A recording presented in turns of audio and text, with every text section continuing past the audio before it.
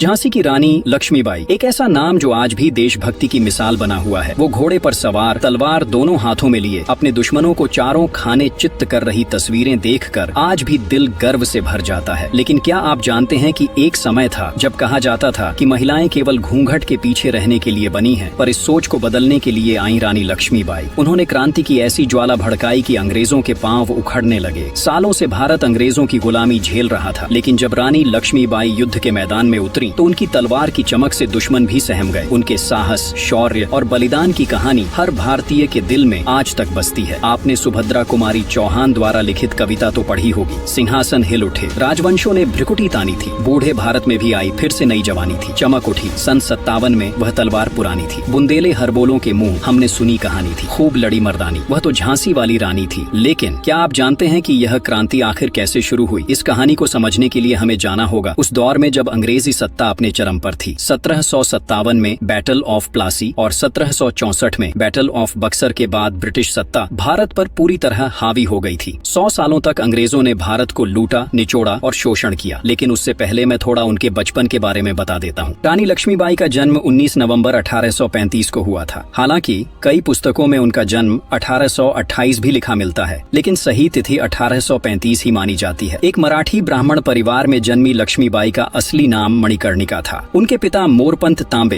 पेशवा बाजीराव द्वितीय के दरबार में सलाहकार थे और माता भागीरथी सपरे एक धार्मिक विचारों वाली महिला थी। उनके परिवार में सब कुछ खुशहाली से चल रहा था, लेकिन नियति ने बचपन में ही उन्हें एक कठिन परीक्षा दे दी। जब वह मात्र 4 वर्ष की थी तब उनकी माता का देहांत हो गया। इसके बाद उनके पिता उन्हें बिठूर ले आए, जो कानपुर के पास स्थित था। बिठूर में पेशवा बाजीराव द्वितीय का दरबार था और वहीं मणिकर्णिका का बचपन बीता। बचपन से ही वह आम लड़कियों से अलग थी। उन्हें घुड़सवारी, तलवारबाजी और युद्ध कला सीखने का जुनून था। छोटी उम्र में ही उन्होंने अस्त्र शस्त्र में महारत हासिल कर ली थी। यही कारण था कि आगे चलकर वह झांसी की रानी बनी और अंग्रेजों के लिए सबसे बड़ा खतरा साबित हुई। बचपन में मनु के 2 सबसे करीबी दोस्त थे, एक नाना साहेब और दूसरा तात्या टोपे। नाना साहेब मराठा पेशवा बाजीराव द्वितीय के पुत्र थे। जब अंग्रेजों ने उनकी पेंशन बंद कर दी तो उन्होंने ब्रिटिश हुकूमत के खिलाफ विद्रोह कर दिया और 1857 की क्रांति में कानपुर से नेतृत्व किया। वहीं तात्या टोपे रानी लक्ष्मीबाई के विश्वास पात्र थे, कुशल रणनीतिकार, युद्ध कौशल में निपुण और अंग्रेजों के खिलाफ विद्रोह में महत्वपूर्ण भूमिका निभाने वाले नायक। मनु,